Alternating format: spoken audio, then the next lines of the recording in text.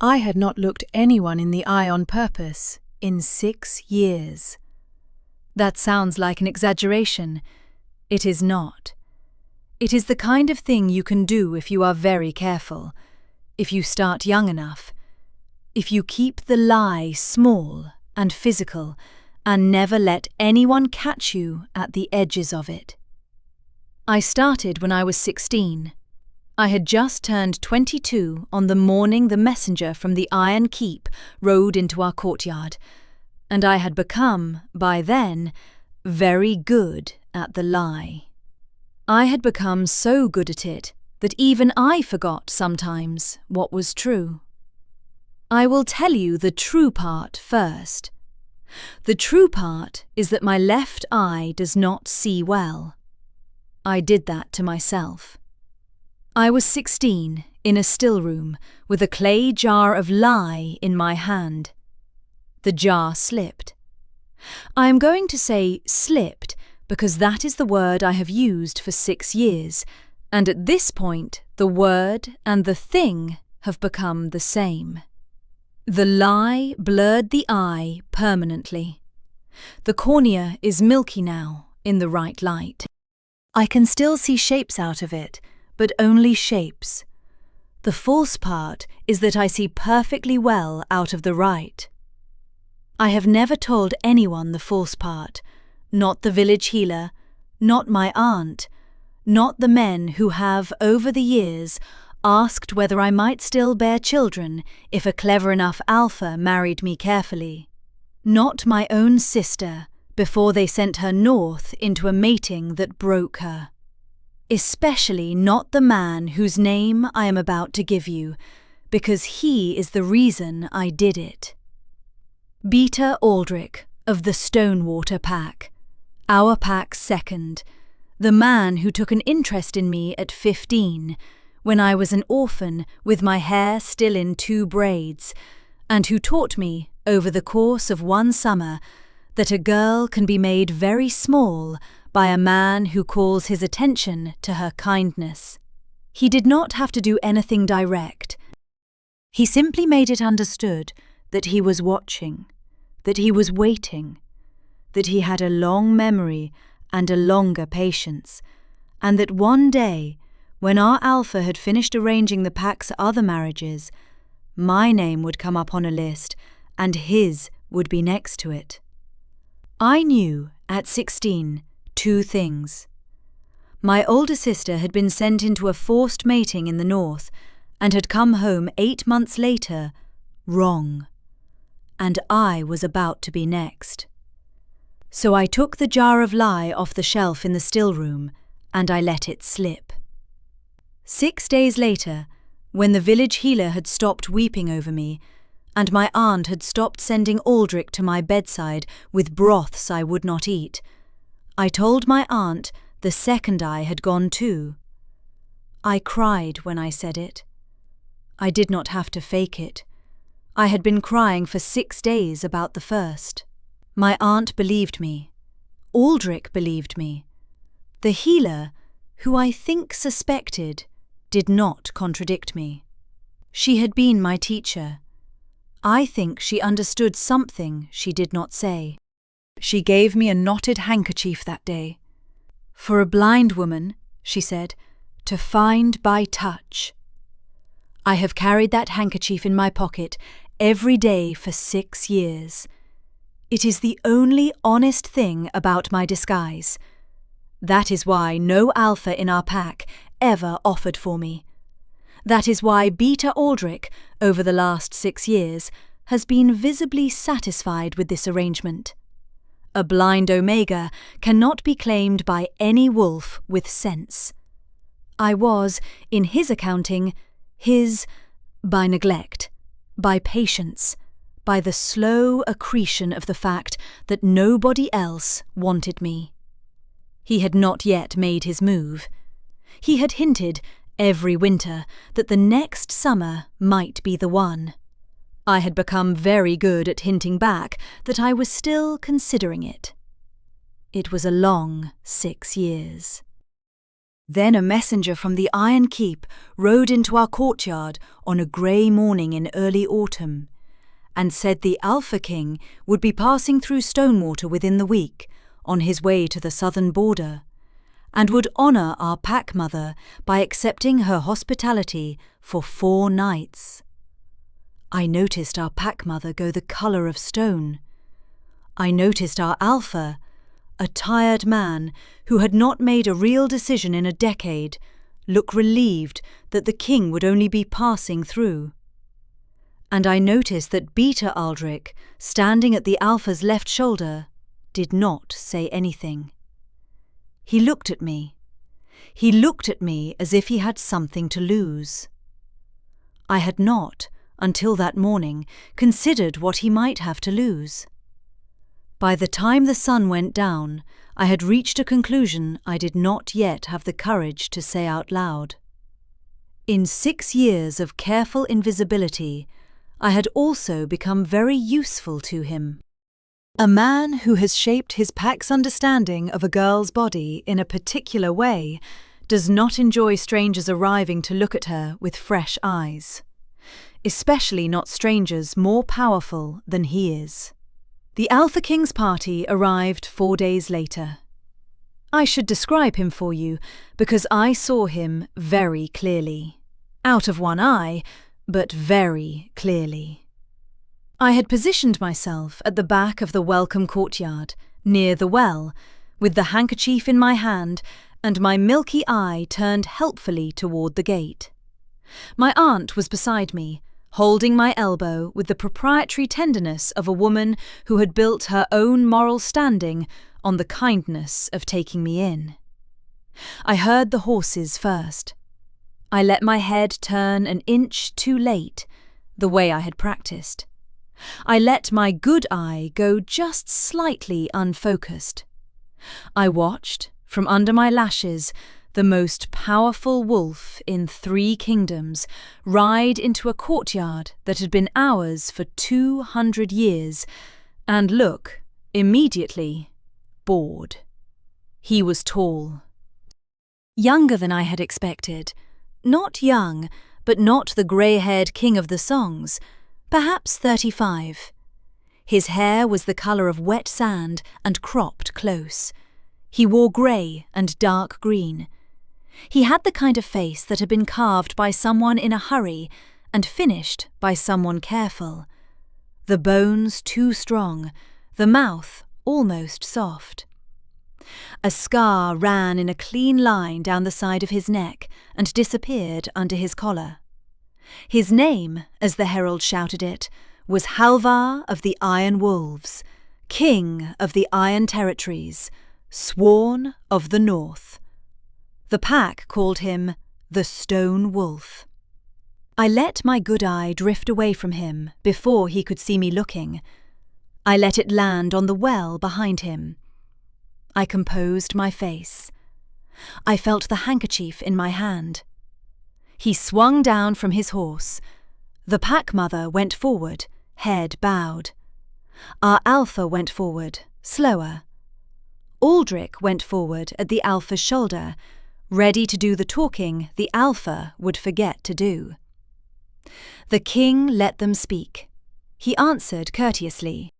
His voice was lower than I had expected, and quieter. The kind of voice that does not need to project because everyone in the courtyard has already chosen to listen. And then, while our Alpha was still mid-sentence about hospitality, the king's eyes left the Alpha and went past him and across the courtyard and rested on me. He did not stare. He looked at me for the length of a single breath. Then his eyes moved on.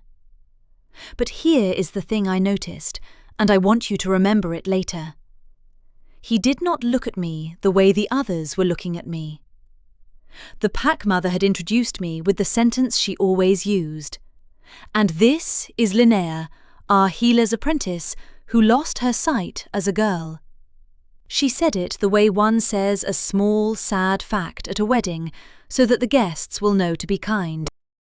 Every member of the king's party had absorbed the sentence, and then performed the appropriate adjustment.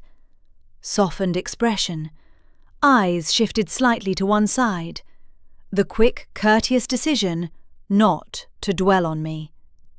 The king did the adjustment too, but he did it half a second too late. And his eyes, before they slid politely off to one side, met my good eye dead on. For one breath. Long enough to register. He had seen me see him. I felt, in that one breath, the floor of my chest go out from under me. He did not say a thing. He turned back to the alpha.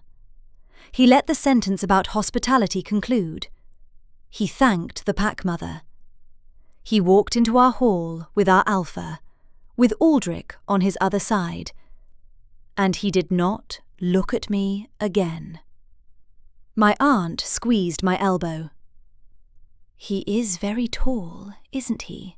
she said softly, to be kind, to fill in the visual for me.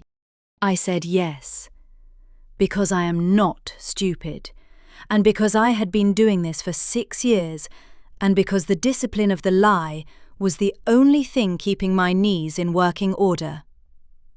I want to tell you what I did that night, because if you have ever spent 6 years holding a single shape and felt that shape crack, you will recognize it.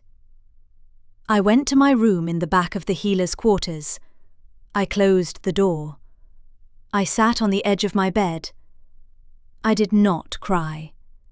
I have not been a woman who cries for some time. I sat with my hands flat on my knees and tried to make a decision. He had seen me see him.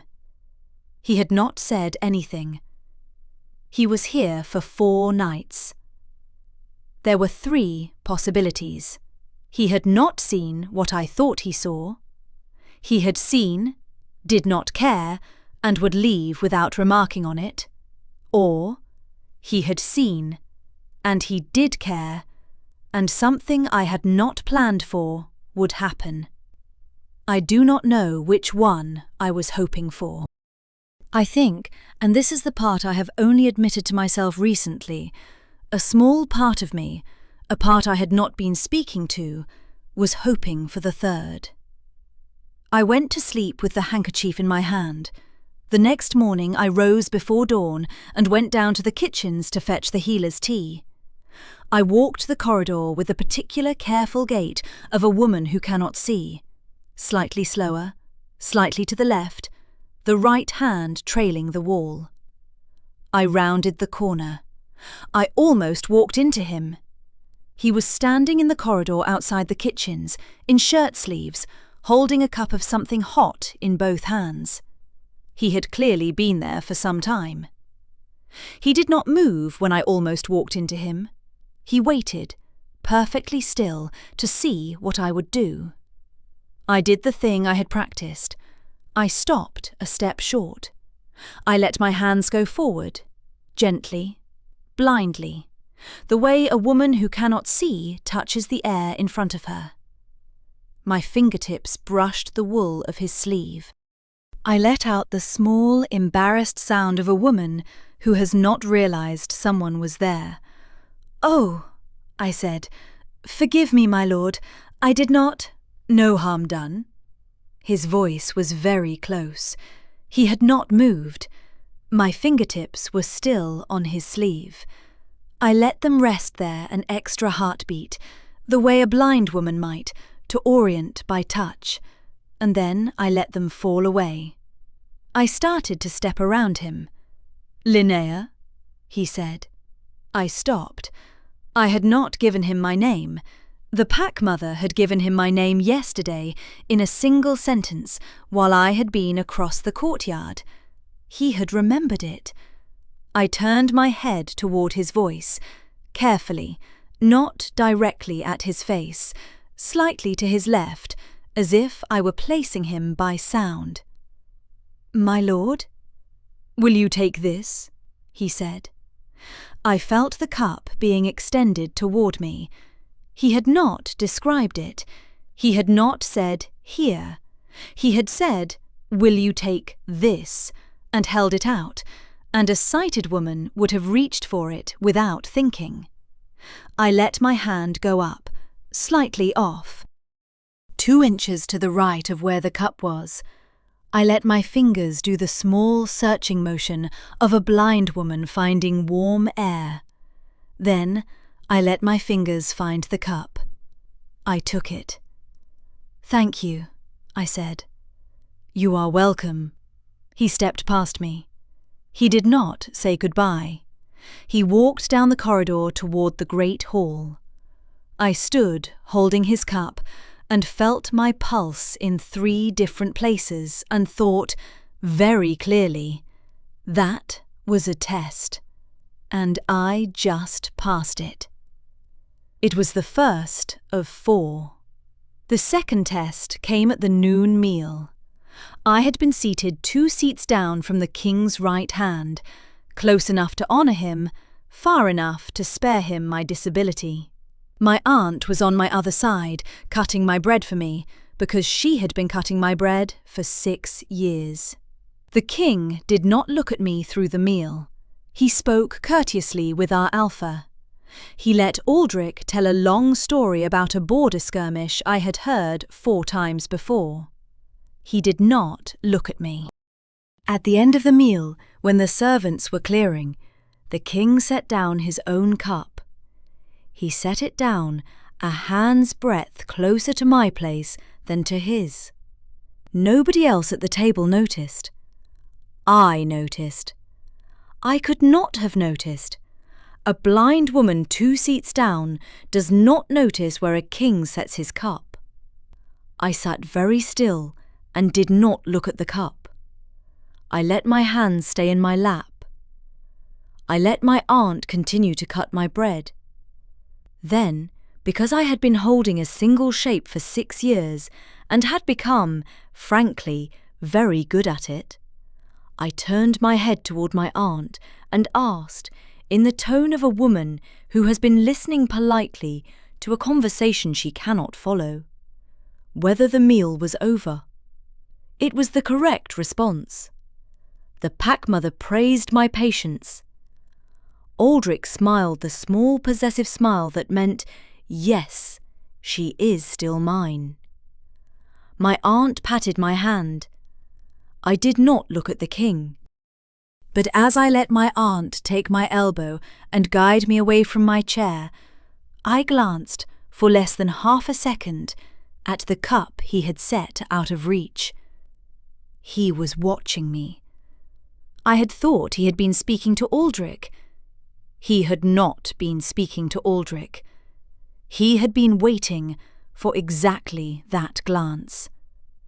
His face did not change. The corner of his mouth did one small thing, just the smallest acknowledgement of a thing observed.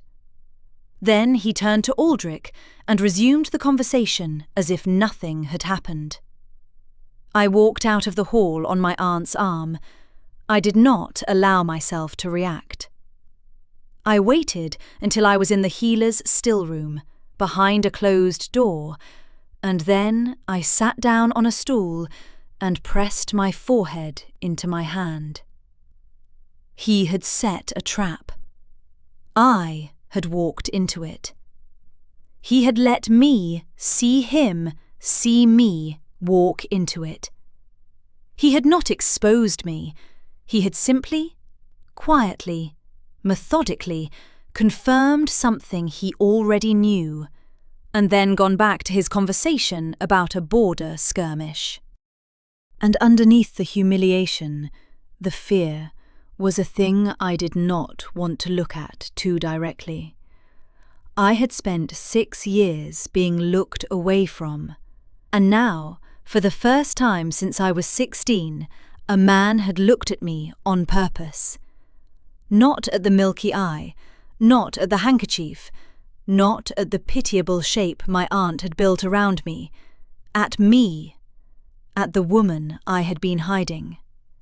I did not know what to do with that. I had not built a plan for it. If you have made it this far, and you are still listening, stay with me. The part I am about to tell you is the part where I stopped being a woman things were happening to. If her voice has hooked something in you, leave a small mark of it where you found me. Tap whatever it is your hand taps, then come back. I want to tell you what Aldrich did the next morning in the herb garden. Aldrich found me in the herb garden the next morning. I was kneeling by the lavender, picking through the older woody stalks. I was doing it by touch. I had been doing it by touch for 6 years. My right eye was, of course, watching what my hands were doing, because I was no longer interested in pretending where it could not be observed. A shadow fell across the lavender. I did not look up. "Linnea," Aldrich said. "Beta, come and sit with me." He had chosen the bench screened by the yew hedge from the kitchen windows. I knew that bench. I knew why he had chosen it. I rose carefully, found the bench with my hands the way I had been trained to. I sat. He sat too close. I could smell the wax on his collar and the leather of his belt. He did not touch me. He had never had to. The proximity itself was the thing. "You have done well," he said. "My lord?" "At the meals, at the welcome, you have conducted yourself with grace." "Thank you, Beta." "The Alpha King has noticed you, more than is comfortable. I had not anticipated this. He has been looking at you when he thinks no one is watching, arranging small kindnesses, asking the pack mother for details no king has any reason to ask." "I am sure he is being merely courteous." "Linnea." His voice changed. It went very soft. He had only used that voice on me 3 times in 6 years. "Look at me." I turned my head toward his voice. I kept my good eye fixed somewhere just past his left ear. "I have protected you for 6 years," he said. "I have made certain that no man in this pack offered for you. I have done this because I am patient, and because I understood that a woman in your condition required a man who would not rush her." I said nothing. "The Alpha King will not be patient. He will not understand your condition. He will look at you, and he will want a thing he cannot have, and he will damage you in the wanting. You will not be at dinner tonight. You will be unwell. You will be unwell tomorrow night as well. By the time you are well, the king's party will be gone." I was by then holding the handkerchief very tightly. The knot at the corner was pressing into my palm. "And after he is gone," Aldrich said, "we will sit down with the Alpha and your aunt, and we will set a date. I have been patient long enough." I did not look at him. I did not turn my head. I did not speak. "Linnea," he said, "do you understand me?" "Yes, Beta." "Good." He stood. He paused. He looked down at me. I could feel it. I was used to feeling it. And then he said, in the smaller, harder voice he kept under the soft one, "And if you are tempted, in the next 2 days, to seek the king's company alone, remember that I know which eye is the good one. I have known for 4 years. If you become inconvenient, I will say so. The doubt alone will end you." He walked away. I sat on the bench for a long time after he had gone. The lavender was warm in the autumn sun. The bees were working it over. I held the handkerchief and felt the knot, and let myself, for the first time in 6 years, look directly at a thing. I looked at the yew hedge. It was very green. I had forgotten how green a yew hedge can be in early autumn. I had been not looking at green things for 6 years, because not looking is a discipline, and you do not let it slip, even alone. I decided 2 things. First, I was going to dinner that night, and I was going to look directly at the Alpha King at least once before the meal ended, on purpose, so that he would know I had chosen this. Second, I was going to find him afterwards in the library. The pack mother had mentioned at the noon meal that the king had asked for its hours. I did go to dinner. I sat in my place. I let my aunt cut my bread. I did not look at Aldrich. I was waiting for the right moment. It came when the pack mother proposed a toast to the king's safe passage south. The hall rose. The king rose. I rose, on my aunt's arm, with my milky eye turned helpfully toward him. The pack mother spoke the words. The hall raised its cups. The king's eyes went over the hall. They found me. I looked at him, directly, with my good eye, with my chin slightly up, for the full length of 2 breaths. I did not soften. I did not flicker. I let him see me, see him. The hall around us was completely unaware. The pack mother was still speaking. Aldrich, 3 seats down, was watching his own cup. The king set his cup down very slowly. He did not look away from me. The corner of his mouth did the small thing it had done at the noon meal yesterday. Then, deliberately, in a voice low enough that only the people closest to him could hear, he said, "Linnea, of the Stonewater pack." The hall noticed. "Yes, my lord." "I will be in your pack mother's library after this meal. I would value your company. Bring whatever woman of your pack you wish, for propriety, but come." The hall absolutely noticed. I felt my aunt's hand tighten on my elbow.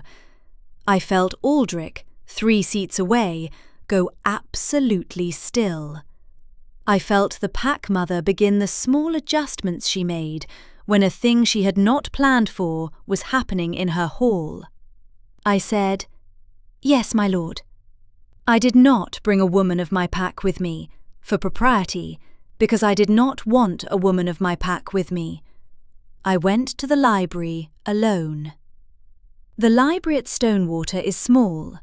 We are a small pack. Perhaps 400 books, most of them genealogies and accounts, a dozen volumes of poetry, an old wolf bestiary that my mother used to read to my sister and me by the fire. The room itself is one tall, narrow chamber, with a fire at one end and a single long table down the middle. He was at the table when I came in. He had a book open in front of him and a glass of something dark and untouched at his elbow.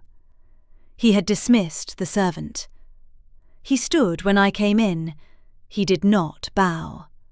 He gestured to the chair across from him. I sat. He sat. He closed the book. He looked at me. "Linnea," he said. "My lord?" "How long," he said, "have you been able to see me?" I did not have a prepared answer for that. I had prepared answers for every question I had imagined him asking. I had not imagined that one. I told him the truth. "Since you rode into the courtyard 4 mornings ago." He nodded once, slowly. "Out of which eye?" "The right." "And the left?" "Dim shapes." Light. The damage there is real. What did you do? He said. Lie. In a still room. When I was 16. He was very still for a long moment. On purpose, he said, not a question. On purpose. And the rest of it? The 6 years? On purpose. He was quiet again. His hands, on the table, had gone very still, in a way that did not look relaxed. It looked instead like the stillness of a man holding something in. Linnea, he said, I'm going to ask you a question, and I would like an honest answer, even if it is a hard one. All right. Why? I told him. I told him all of it. My sister, Aldrich at 15, at 16, every winter since. The broth and the patience and the small, soft voice and the long memory. I told him what Aldrich had said in the herb garden that morning. I did not embellish. I did not soften. I had been a small, careful woman for 6 years, and I was, just then, finished with being small. He listened. He did not interrupt. He did not move. When I was finished, he sat with it for a long moment. Then he said, I am the most powerful wolf in 3 kingdoms. I am also not a fool. You looked at me, Omega, twice in the first day.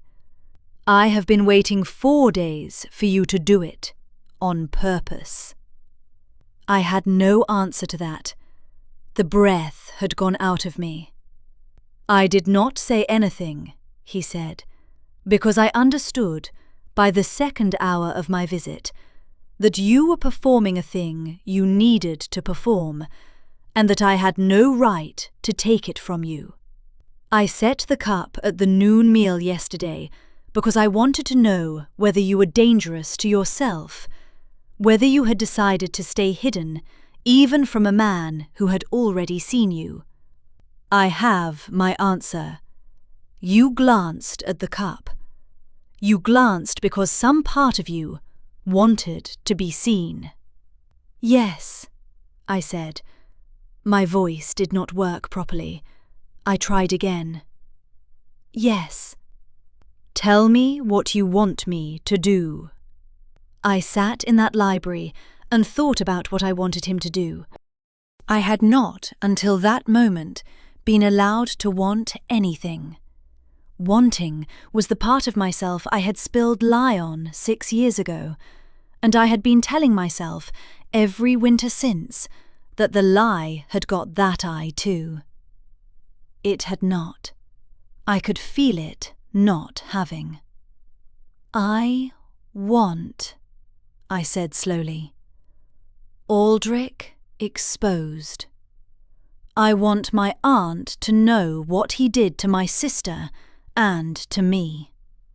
I want the pack assembled and the truth read aloud where no one can pretend they did not hear it. I want my own face back. I want to walk into the hall with my hair down and look at every single person who has been looking away from me for 6 years and let them see what I look like when I am not pretending. He took a slow breath. And after that, he said, I do not know. You do not have to know tonight. No. Linnea. Yes. I will say this once, and then I will not press you. You have spent 6 years protecting yourself from one man by becoming half of yourself. I am not going to ask you to do the reverse with me. If, When the truth has been told, and Aldrich is gone, and your face is yours again, you wish me to leave Stonewater with my party and never return? I will. If you wish to write to me in 3 months, I will answer. If you wish, eventually, to come north and see whether the Iron Keep can become a place you can stand in without performing, you would be welcome. The choice is yours, every time. I looked at him.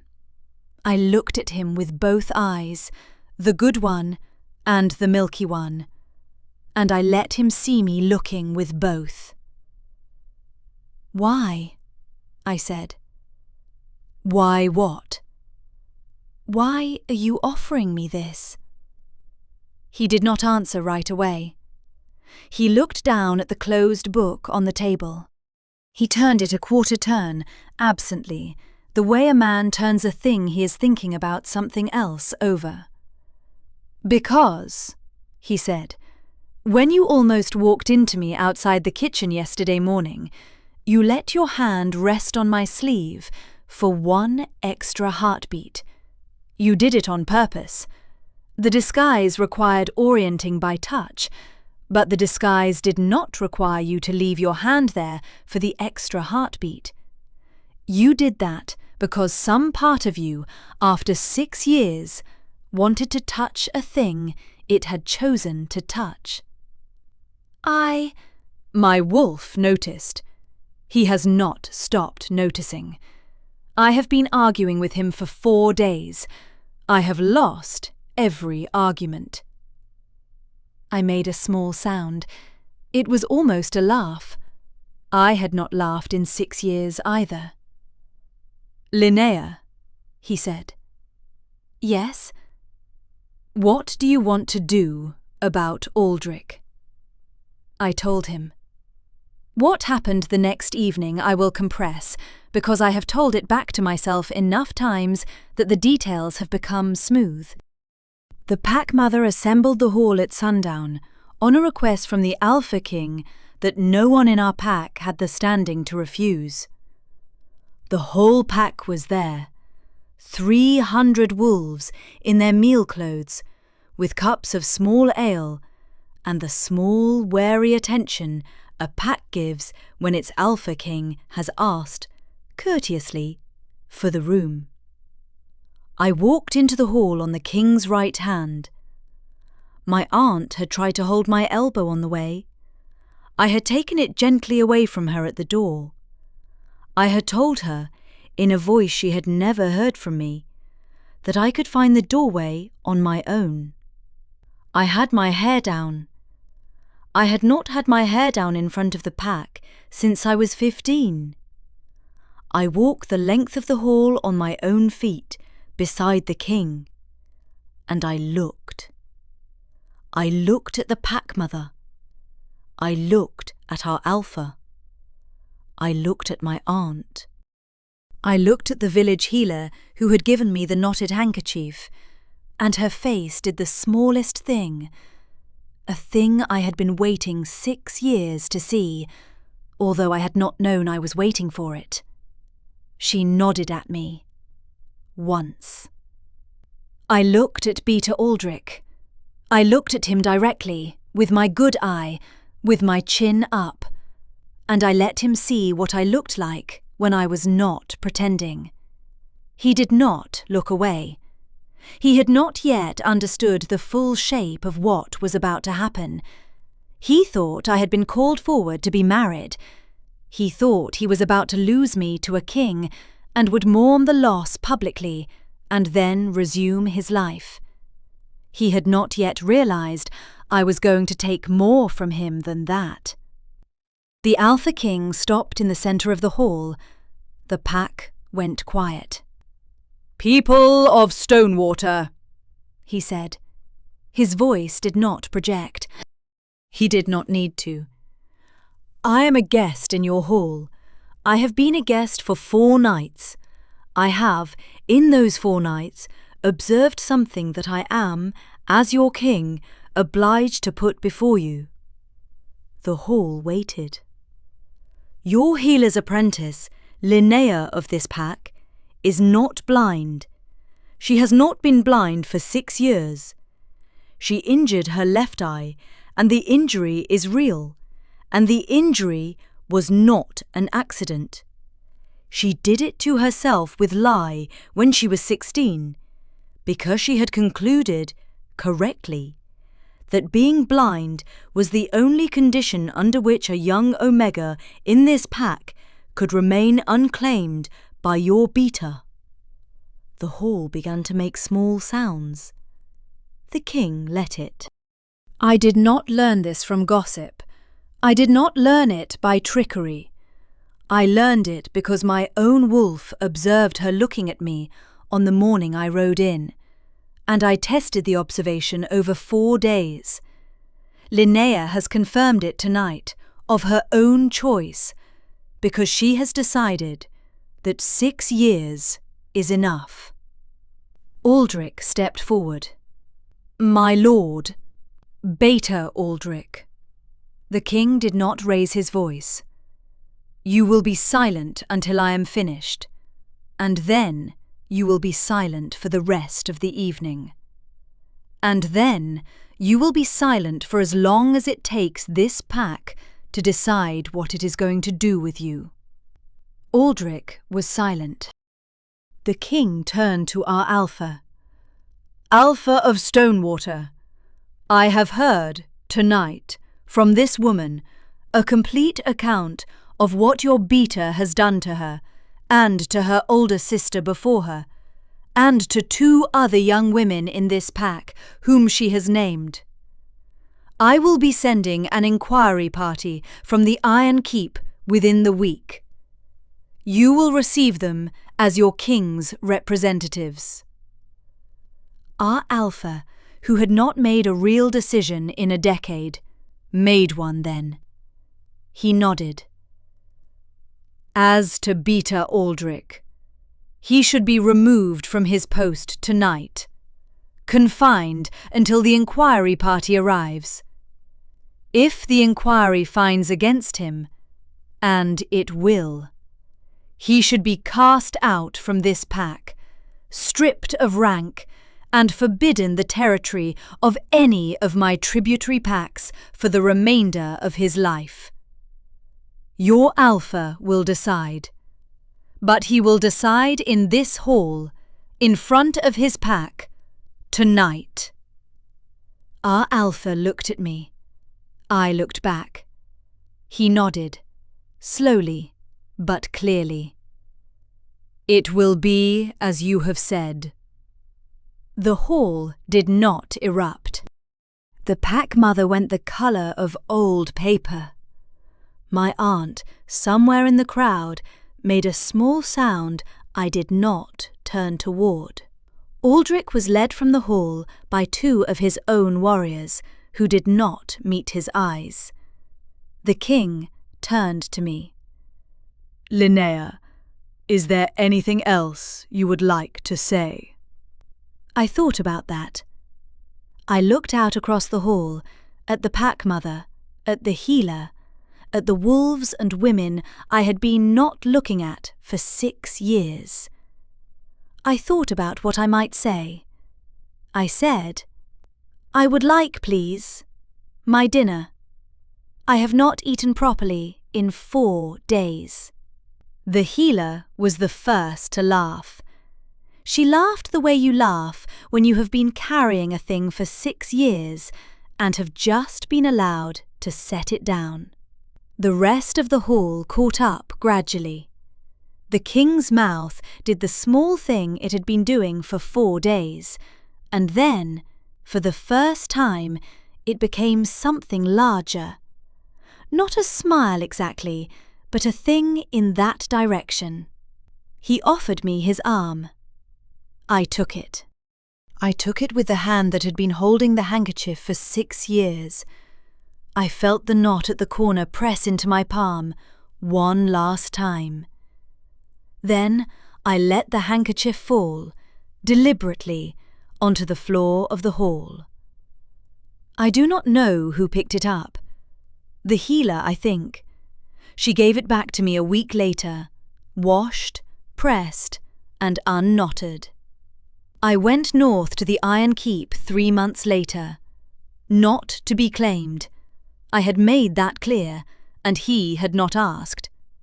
I had written him a letter in the 2nd month, saying that I had begun to want a thing, and that I was no longer afraid of wanting it, but that I wanted to want it from up close. He answered in 2 days. He sent a horse and 3 of his warriors and a maid to ride with me. The maid did not cut my bread. She did not hold my elbow. She let me walk into the Iron Keep on my own feet. He met me in the courtyard. He did not bow. He let me look at him for the length of 3 breaths, with both eyes, in full daylight, before he said anything. Linnea of the Stonewater pack. Halvar of the Iron Wolves. It was the first time I had said his name. He noticed. Welcome. The keep has a guest wing and a Luna's wing. The choice? The Luna's wing, I said. He laughed, not the corner of the mouth thing he had been doing for 4 days at Stonewater. A real laugh, the laugh of a man whose wolf had been arguing with him for months and had finally won. And I will tell you that the sound of it was one of the better things I have heard in the years since.